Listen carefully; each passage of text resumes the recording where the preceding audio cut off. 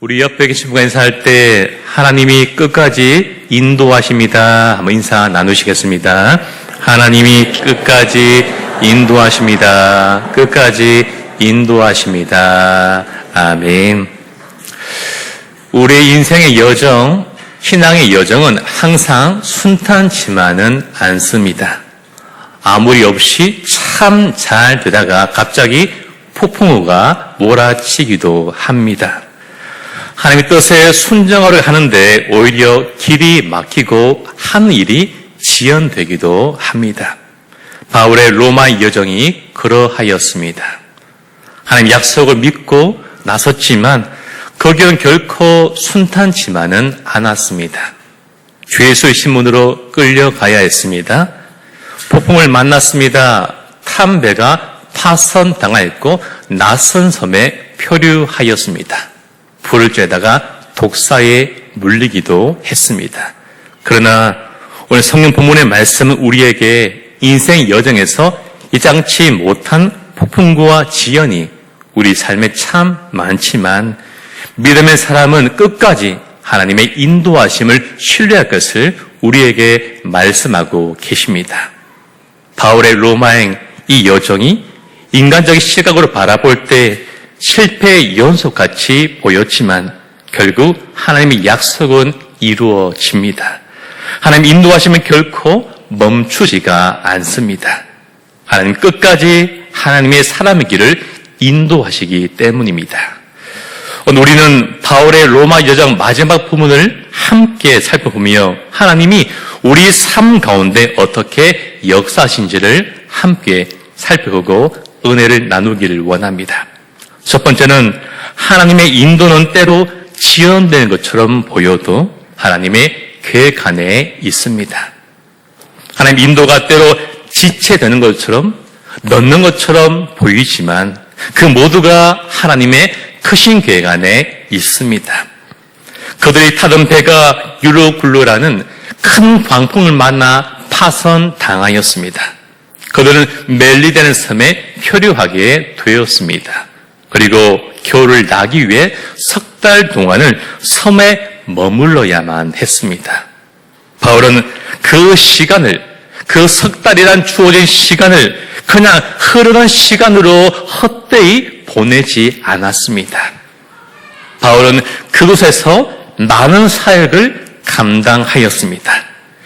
독사에 물렸지만 죽지 않은 그 사건을 통하여서 그 섬의 가장 높은 사람이었던 보볼리오, 그의 아버지를 고쳐주었고 그 섬의 아픈 병자들을 치료해 주었습니다. 이를 통해 바울은 큰 존경과 신뢰를 얻게 되었습니다. 섬 사람들에게 복음을 더욱 효과적으로 전할 수 있는 계기가 된 것입니다. 이를 통해 볼 때 유라굴로라는 큰 광풍에 의해 고난을 당하여 이 섬에 표류하게 된 것은 결코 우연도 아니고 결코 실수도 아니고 결코 실패가 아님을 우리는 알게 됩니다. 그것은 그 섬과 그 섬에 살고 있는 백성들을 구원하시는 하나님 크신 뜻이 그 속에 담겨져 있었습니다. 석 달이란 시간은 단순히 머무르는 시간이 아니라 하나님의 계획된 지연의 시간이었습니다. 우리가 기억할 것은 하나님은 기다림의 시간 속에서도 여전히 일하고 계시다라는 분명한 사실입니다. 하나님은 바울이 생각지도 못했던 그 곳에서 새로운 성교의 문을 열고 계셨습니다. 그러므로 지연은 실패가 아니라 준비의 시간입니다. 멜리데의 석 달은 낭비가 아니라 하나님 크신 뜻과 섭리였던 것입니다. 한 목회자가 지방에 집회를 인도하러 가다가 기차에 이상이 생겨 출발 시간이 지연되었다고 합니다. 불평하는 중에 옆자리에 있던 한 사람과 우연히 대화를 나누게 되었고 이런저런 이야기를 나누다가 복음을 전하게 되었습니다. 그 사람이 복음에 귀를 기울이고 마침내 마음으로 예수님을 영접하게 되었다고 합니다. 분명 기차에 이상이 생겨 출발 시간이 지연된 것이지만 하나님은 그곳에서 준비된 영혼에게 그 목숨을 통하여서 복음을 증거하려는 그 뜻과 계획이 있었던 것입니다. 요셉의 석달은 참 길고도 너무 긴 시간이었습니다. 그 시간은 분명 지연된 시간이 분명합니다. 그가 만난 유라 굴로는 남들이 상상하지 못할 정도로 참 거센 풍랑이었습니다. 그가 머문 겨울과 멜리드는 참 춥고 참 어둡고 외롭고 고독한 장소였습니다. 그러나 요셉은 그 시간과 그 장소와 만난 사람들을 그냥 헛되이 흘려보내지 않았습니다. 내게 주신 시간인 줄 알고, 내게 주신 장소인 줄 알고, 내게 주신 사람인 줄 알고 그 사람을 신실하고 대하고 섬겨 주었습니다. 하나님이 함께 하심으로 요셉은 형통한 시간을 보낼 수 있게 된 것입니다. 오늘 여러분들의 멜리드는 무엇입니까? 우리가 생각지 못했던 석 달의 지연의 시간이 혹여 우리 가운데 있지는 않습니까? 지연은 실패가 아니라 하나님의 섭리이고 섭리의 기회임을 믿으시길 축복합니다. 우리도 때로 일이 멈출 것 같은 그럴 때가 있을 것입니다. 예상치 못한 곳에 더 머물러야 하고 인내하고 기다려야 할 시간이 우리에게도 찾아오게 될 것입니다. 계획은 더디고 결과는 보이지 않을 수가 있습니다. 그러나 우리 하나님은 그 지연의 시간 속에서도 여전히 일하고 계십니다. 그 시간은 결코 실패 시간이 아닙니다. 쓸데없는 시간도 아니고 인생에 지워버리고 싶은 시간도 결코 될 수가 없습니다. 오직 우리를 사랑하시기에 우리를 준비시키시고 새로운 길을 계획하시는 하나님의 시간임을 믿으시길 축복합니다. 우리는 늦어도 하나님과 하나님의 시간은 결코 늦지 않습니다.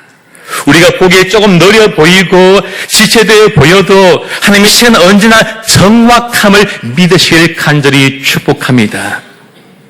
하나님 깊은 뜻과 높은 계획 가운데 있음을 우리는 꼭 기억해야만 합니다. 결국 낙심하지 마십시오. 결국 원망하지 마십시오. 포기하지 말고 그 시간과 그 장소를 통하여 이루실 일들을 더욱더 기대하시길 바랍니다.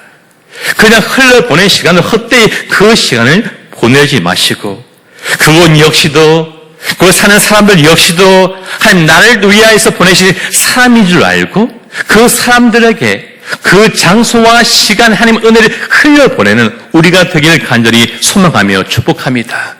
그 시간과 그 장소에서 만나는 한 사람 한 사람에게 신실하고 대하는 은혜의 통로가 다 되시기를 예수님 이름으로 소망하며 축복합니다. 두 번째로 하나님의 인도하심은 하나님을 닮은 사람들을 통하여 그 위로를 통하여 보여지게 되는 것입니다. 여러분 하나님 인도하심이 보여지는 방법은 바로 하나님을 닮은 사람들의 그 위로를 통하여 하나님의 인도하심이 우리의 눈에 보여지게 됩니다. 사도행전 28장 13절과 14절 말씀 우리 함께 읽도록 하시겠습니다. 거기서 둘러가서 레기온에 이르러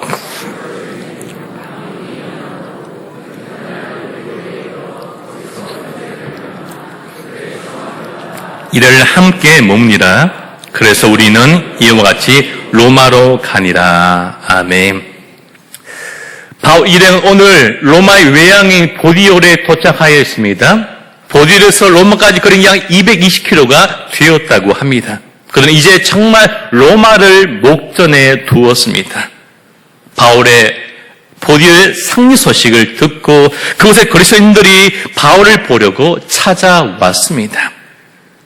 아마 3차 전도 여행 중 고린도에서 로마를 보낸 그 편지를 로마 인근에 있던 보디올의 성도들도 그 편지를 보았을 것입니다. 마침 바울이 그곳에 도착했다는 그 반가운 소식을 듣고 기쁜 마음으로 감격하며 바울에게 한순간에 달려왔습니다. 그리고 바울에게 잠시라도 그들과 함께 더 머물기를 요청했습니다.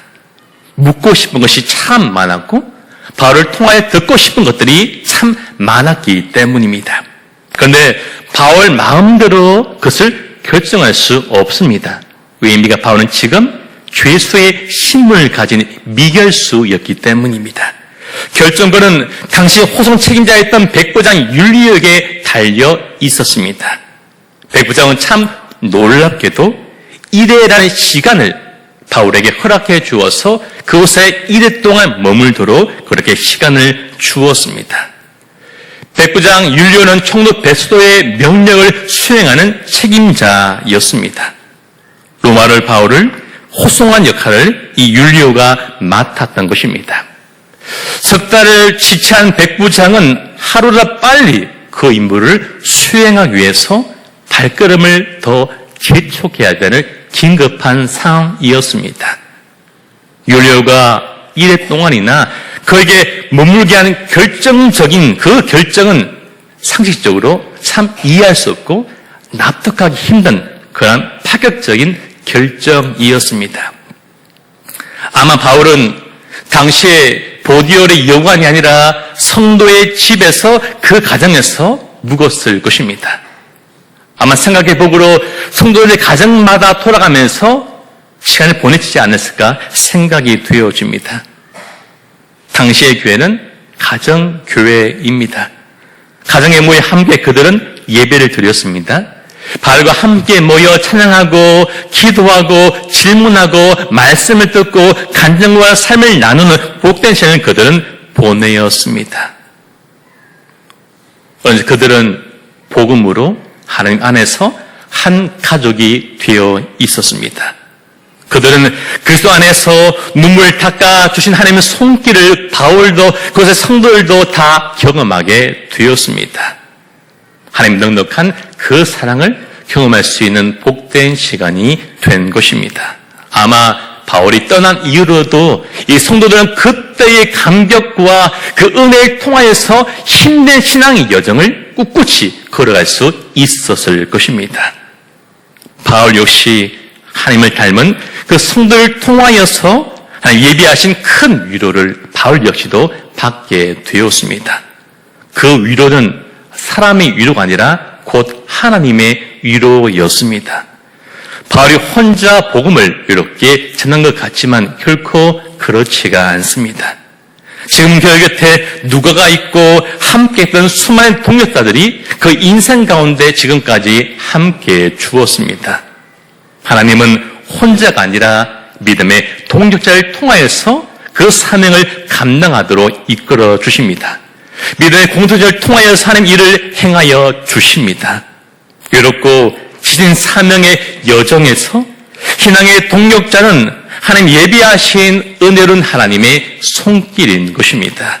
사랑하는 성도님 여러분, 하나님 오늘도 하나님을 닮은 믿음의 삶을 통하여서 우리에게 말씀하시고 위로하시고 놀라운 사명을 이루어 가십니다. 우리를 돕고 격려하고 붙잡아주는 손길 속에 하나님의 위로와 사랑이 담겨져 있습니다. 우리는 서로의 위로자가 되고 누군가의 따뜻한 손길이 되어 주어야 합니다. 교회는 함께 모여 예배드리는 것뿐만 아니라 하나님의 위로와 사랑이 흘러가는 통로가 되어야만 합니다. 오늘 우리 가운데 낙심한 분이 있지 않습니까? 이런 분들이 이 자리에 있지는 않으십니까? 하나님은 오늘 여러분을 통하여 위로하기 위하여서 하나님을 닮은 누군가를 여러분에게 반드시 보내어 주실 것입니다.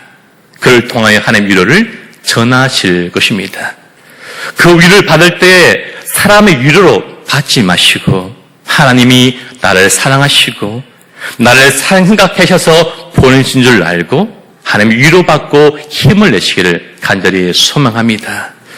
우리 한 사람 한 사람이 하나님 위로의 통로가 되어서 우리가 삶의 현장에 있는 그 누군가에게 하나님 위로와 사랑을 전하는 우리가 되었으면 좋겠습니다. 바울의 지중해 횡단은 눈물겨운 여정이었습니다. 바울의 인생의 축소판과 같았습니다.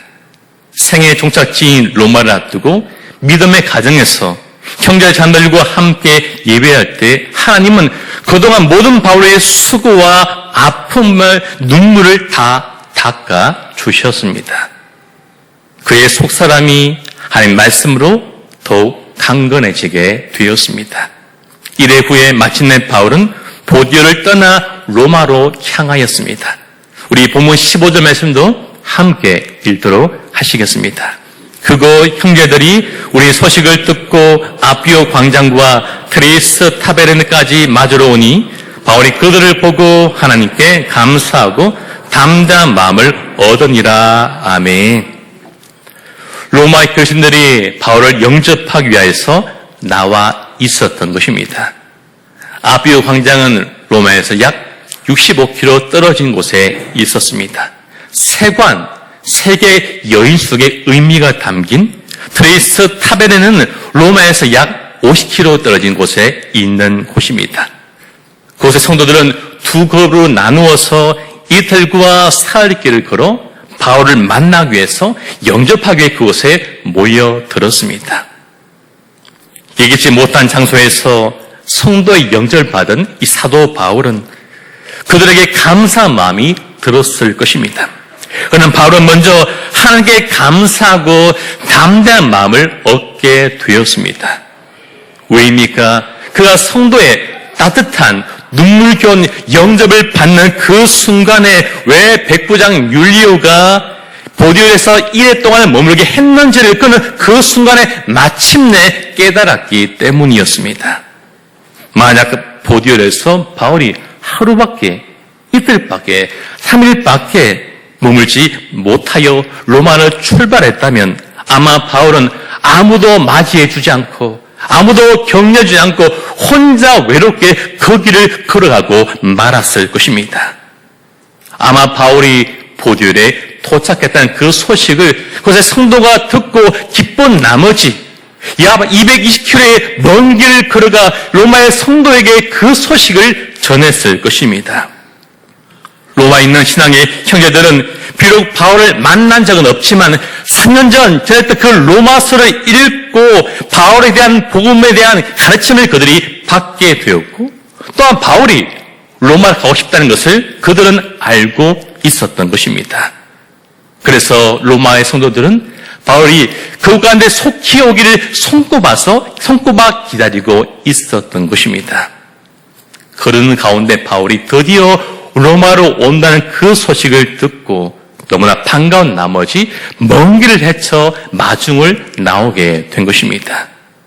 로마의 성도들은 그 환영단을 만들어서 먼 길을 걸어와 먼저 앞서 기다리며 바울을 향해서 반갑게 위로하고 맞아 주었습니다.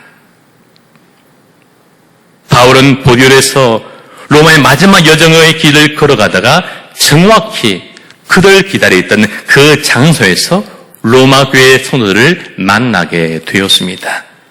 하나님은 이토록 감동적인 만남을 주시기 위해서 사도 바울을 위로하시고 격려하시고 하나님 인도하심을 알게 하려고 시간을 초월하고 공간을 초월하여서 백보장 하여금 1회 동안을 보디올에서 머물도록 허락해 주셨던 것입니다. 이 사실을 마침내 깨닫게 된 이 사도 바울은 그를 맞이하기 위해 기다리는 그 성도들 얼굴을 바라보면서 하나님의 얼굴을 바라볼 수 있게 되었고 그를 향해서 박수치며 반겨웠던 성도들의 그 손을 바울을 향하여 두 팔 벌려 기다리신 하나님의 손길로 느끼며 바라볼 수 있었던 것입니다. 성도의 환영은 하나님의 환영이었고 성도의 위로는 곧 하나님의 위로였습니다. 그래서 바울은 감격하며 눈물을 흘리며 먼저 하나님께 감사할 수밖에 없었던 것입니다. 그리고 바울은 이로 인하여 그 마음속에 담대함을 얻을 수 있게 되었습니다. 하나님은 로마로 입성하는 바울을 위해서 그곳에 그리스도를 앞서 보내어 환영해 주셨습니다. 그리고 바울은 그들과 함께 아비오대를 걸었습니다. 이곳은 전쟁에 승리한 개선 장군이 걸어온 곳으로 유명한 길이었습니다. 그런데 바울은 지금 미결수라는 죄인이었습니다. 로마인들이 보기에 사도 바울은 인생 말년에 초라한 행색의 죄수에 불과했습니다. 그러나 적어도 하나님 앞에서 이 사도 바울은 승리한 개선 장군과 같았습니다. 금메달 따고 귀국하는 하나님 나라의 멋진 국가대표 선수였습니다. 고향집의 크단에 현수막을 걸고 잔치를 벌이며 기다렸던 사랑스러운 우리의 아들이었습니다. 그렇습니다. 하나님께 사도 바울은 늠름한 개선 장군이었고 멋진 국가대표 선수였고 자랑스러운 당신의 아들이었던 것입니다. 바울이 로마에 두 발을 딛고 그의 걸음이 로마의 중심으로 한 걸음 한 걸음 더 가까이 갈수록 로마에 있는 수많은 잃어버린 영혼들이 죽기를 토론 그 날은 더욱더 짧아지고 가까워져 있었던 것입니다. 우리가 15절 말씀 가운데 중요한 단어 한 가지 꼭 살펴보았으면 좋겠습니다. 그것은 바로 마저러라고 해당되는 헬라어 아파테신이라는 단어의 원형인 아판테시스라는 단어의 의미입니다. 이 단어는 만나다, 마저러 가다라는 의미가 담겨져 있는 단어입니다. 그런데 그냥 우리처럼 보통 사람의 만남이 아니라 어떤 도시의 대표들이나 왕이나 장군을 맞이할 때 사용했던 특별한 단어였다라는 것입니다. 저 귀한 손님을 올 때 도시 전체가 나와 환영을 하거나 새 통치자가 승리 입성을 할 때에 새로운 통치가 시작되려 하는 그 단어를 오늘 성경은 그것을 사용하고 있다라는 것입니다. 이 단어가 데살로니가전서 4장 17절에서 사용되고 있습니다. 그 후에 우리가 살아남은 자들도 그들과 함께 구름 속으로 끌어올려 공중에서 주를 영접하게 하시리니 그리하여 우리가 항상 주와 함께 있으리라 할 때 여기서 영접하다 할 때에 동일한 단어가 사용이 되었습니다. 마치 마지막 날에 부활한 성도들이 열렬하게 주님을 환영하며 맞이하고 영접할 때처럼 로마의 성도들이 바울을 이렇게 열렬히 맞이하였다고 오늘 성경은 기록하고 있는 것입니다. 실패한 자의 입장이 아니라 쓸쓸한 자의 입장이 아니라 승리한 자의 입장이었고 새로운 통치자의 입장이었던 것입니다.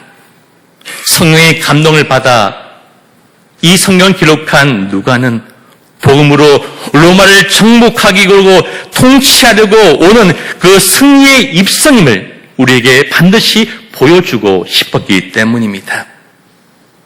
아마 누가는요, 믿음 눈을 바라보면서 바울이 전한 그 복음을 통하여 로마가 죽게 돌아오게 되고 복음화되고 그들의 보혈이 마침내 로마를 덮을 것을 믿고 기대함으로 뜨거운 가슴과 벅찬 심장으로 그 성경을 기록하고 있었던 것입니다. 오늘 우리에게도 이러한 믿음의 눈이 있기를 간절히 축복합니다. 단 이들이 보기에 바울의 로마 입성은 참 초라해 보일지라도 모든 것이 실패한 것처럼 그렇게 보일지라도 믿음의 눈을 들어서 하나님 약속의 마침내 이루어질 것을 믿는 그 비전의 눈으로 바라보는 우리가 되었으면 좋겠습니다. 그리고 마침내 그들의 보혈이 온 땅을 덮는 그것을 바라보는 그 눈과 그 믿음이 우리에게 있기를 간절히 소망합니다. 경남로의 산하 에스페시 모임이 있는 학교들이 있습니다. 안타깝게 그 학교가 많지는 않았습니다. 감사한 것은 우리 창원 세종교회 근처에 있는 학교들이 그 중에서 그래도 많았다라는 사실이었습니다. 그 가운데 우리 중고등부 SFC 친구들의 헌신과 섬김이 있었을 것입니다. 명곡고가 있고 명지여고가 있고 명서중이 있습니다. 이들의 학교의 예배의 모임과 기도의 모임이 활성화되기를 원합니다.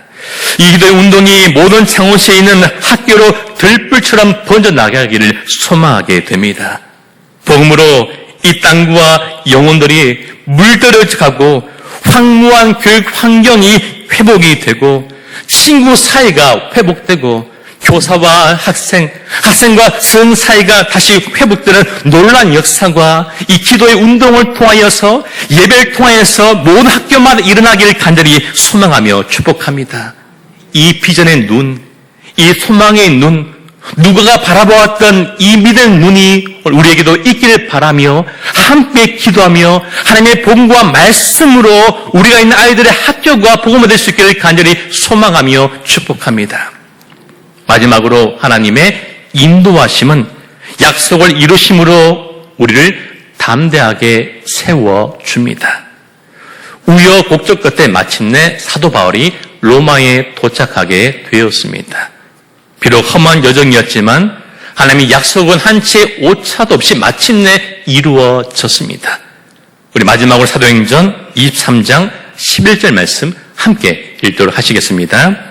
그날 밤에 주께서 바울 곁에 서서 이러시되 담대하라, 내가 예루살렘에서 나의 일을 증언한 것 같이 로마에서도 증언하여야 하리라 하시니라. 아멘. 하나님, 이 약속의 말씀이 마침내 이루어졌습니다. 사랑하는 성도 여러분, 하나님의 약속은 어떤 일이 있어도 반드시 이루어집니다. 신실한 하나님은 약속의 말씀 반드시 이루십니다. 우리가 이루는 것이 아니라 우리가 이루는 것처럼 보여지지만 하나님 직접 일하심으로 그 약속을 이루어 주십니다. 바울을 체포하고 폭풍이 불고 배가 파손하고 섬에 머물게 되고 신명의 독사 역시 하나님 약속을 결코 막지 못했습니다. 오늘 하나님은 그 통하여서 그 역사를, 그 약속을 이루어 주셨습니다. 바울은 그 은혜에 하나님께 감사하고 있습니다. 그의 감사와 담담은 하나님의 약속이 이루어질 때 오는 그 믿음의 열매, 바로 그것이었습니다. 하나님은 때로 우리로 하여금 돌아가게 하시고 멈추게 하시고 그러나 결국 그 일을 이루어 주십니다. 오늘도 때로 더뎌 보이지만 멈춰야 하지만 돌아가야 하지만 마침내 이루실 그 약속을 믿고 나아가는 우리가 되었으면 좋겠습니다. 말씀을 맺겠습니다. 바울의 여정은 바울의 이야기가 아닙니다. 끝까지 그를 인도하신 하나님의 이야기입니다. 바울의 삶에는 폭풍이라는 고난이 있고 지연이라는 인내와 기다림의 시간이 그에게 있었습니다. 그 모든 시간들은 하나님이 바울을 위해 주신 귀한 만남과 위로와 은혜의 시간들이었습니다. 하나님은 우리를 향한 놀라운 계획을 가지고 계십니다. 하나님의 계획은 우리의 삶이 때로 파선을 당하고 원치 않는 장소에서 시간을 보내야 한다 할지라도 반드시 하나님의 때에 반드시 정확하게 이루어집니다. 하나님이 이루어 주십니다. 어떠한 시련을 만날지라도 끝까지 하나님과 신실한 하나님의 약속을 믿고 영광스러운 승리의 개선 장군의 입장을 하게 되는 저와 우리 모두가 다 될 수 있기를 우리 끝까지 인도하시는 주님 이름으로 간절히 소망하며 축복합니다.